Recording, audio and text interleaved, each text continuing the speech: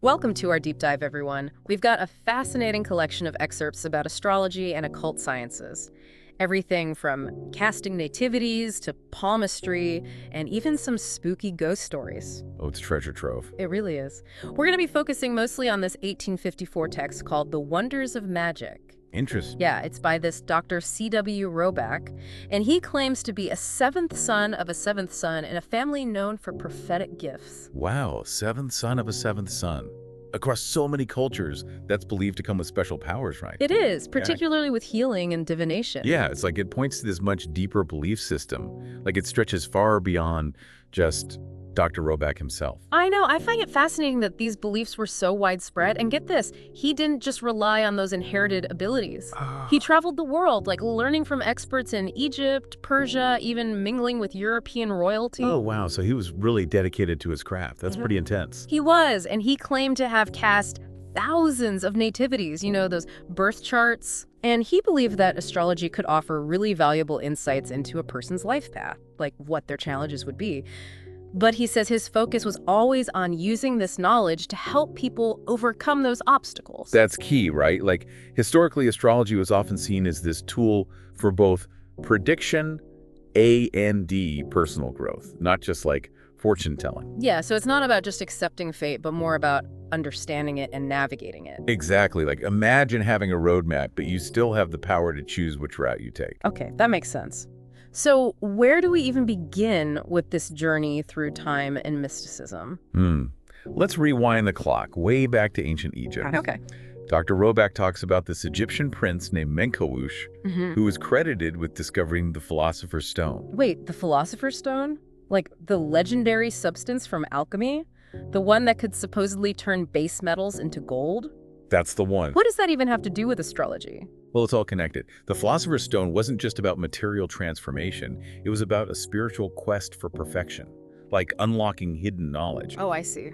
And this quest was totally intertwined with both astrology and the alchemy. Like they were often seen as these complementary practices, each offering a different perspective on the mysteries of the universe. So they weren't separate disciplines, but more like part of a larger system of understanding the world. Exactly. And this connection between astrology and alchemy, the idea that the celestial realm influences earthly matters, it's a recurring theme throughout Dr. Robach's work. He even connects the Israelites' exodus from Egypt to astrological implications. Oh, wow. So they were looking to the stars to try to understand historical events. I'm starting to see how this all ties together. Yeah. And it wasn't just ancient history either. No. Dr. Robach shares some pretty captivating stories about astrologers predicting the reigns and deaths of rulers, like even centuries later. Oh, really? Like what? Well, he mentions this Sultan Selim, whose 9-year reign and his son's subsequent 20-year conquest were apparently foretold by an astrologer. Whoa. Yeah. And then there's Muhammad III, died on the 56th day, exactly as an astrologer had predicted, and he was in perfect health at the time. That's wild. Imagine being a ruler and having someone tell you how long you'd be in charge. That pressure must have been insane. I know, right? It also makes you wonder if these rulers became so fixated on these predictions that they unintentionally fulfilled them. Yeah, it's definitely possible. Like those predictions could have totally influenced their decisions and behavior, maybe even subconsciously. But even if we put aside that possibility, like the self-fulfilling prophecy thing, it speaks to the immense power these predictions had over people's minds and actions. For sure. It really makes you wonder about the mental strength required to, defy such a prediction. I know. Like with Morad, who, despite precautions taken based on an astrological prediction, still died on the 16th of the month, as foretold. Yet Morad's story suggests that struggle against fate, right? Yeah. Even while acknowledging its potential influence. Yeah. And this tension between free will and destiny is like this core element in so many occult systems. That's a really interesting point. So it's not about being powerless against the stars, but about understanding the forces at play and making choices within that framework. You got it. It's about using this knowledge as a tool to navigate life's complexities. And this brings us back to Dr. Robach himself. Okay. He positioned himself within this tradition of astrologers who claim to have, influenced the course of history. He even says he predicted events like Jenny Lind's success and Kossuth's failed mission. Wow, so he saw himself as more than just an interpreter of the stars, like someone who could potentially shape events. It seems so. It raises a fascinating question. Did these astrologers merely foresee events, or did their pronouncements actually contribute to shaping them? That's something to ponder, for sure. But now I'm curious to learn more about how this system actually works. Like, how did they develop these predictions? What were they looking for in the stars? Well, Dr. Robach says astrology is an inductive science. Okay. It's based on observed correlations between the positions of planets at the time of a person's birth and the events that unfold in their life. So they were looking for patterns, connections between the celestial and the earthly. Yes.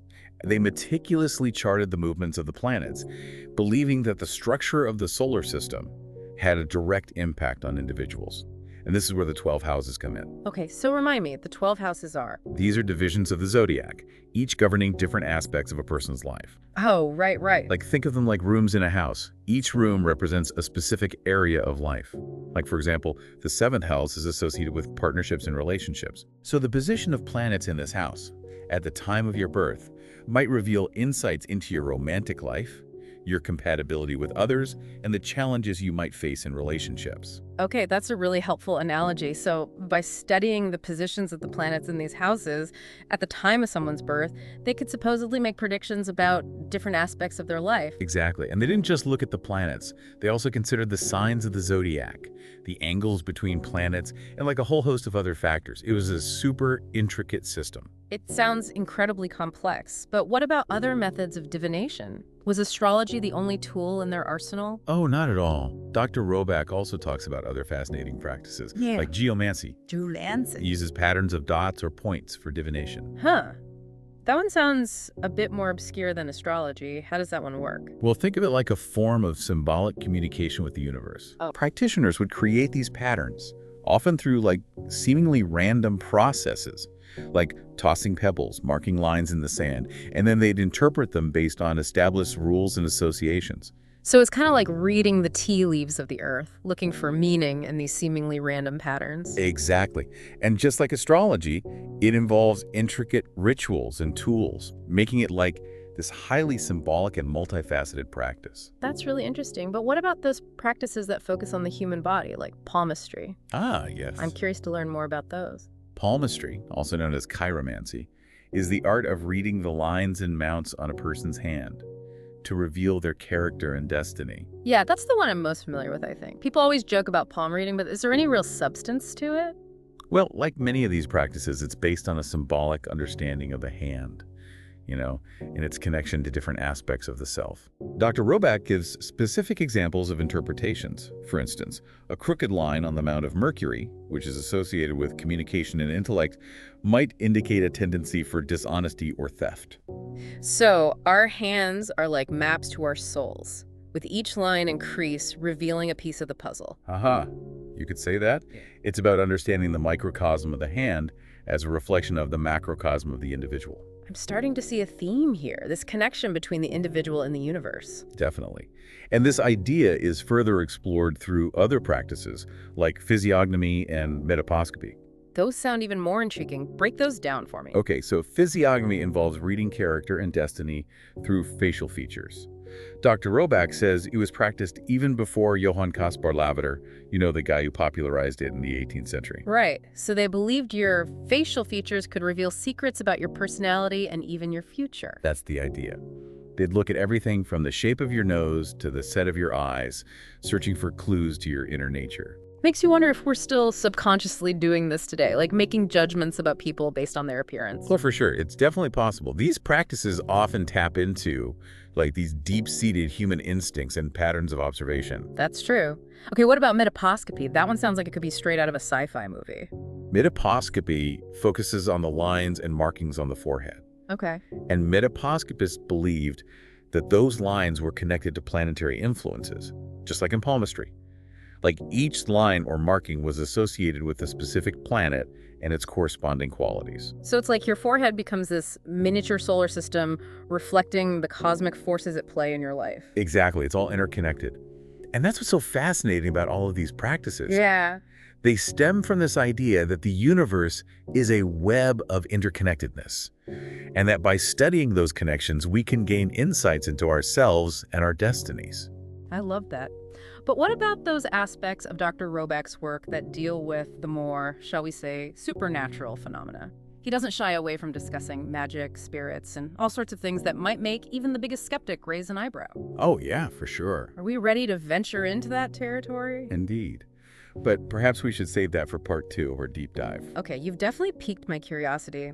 I'm both excited and a little apprehensive to see what Dr. Robach has to say about those topics. Until then, dear listener, consider this. If you could peer into that unseen world, what would you hope to find? And more importantly, are you prepared for what might find you?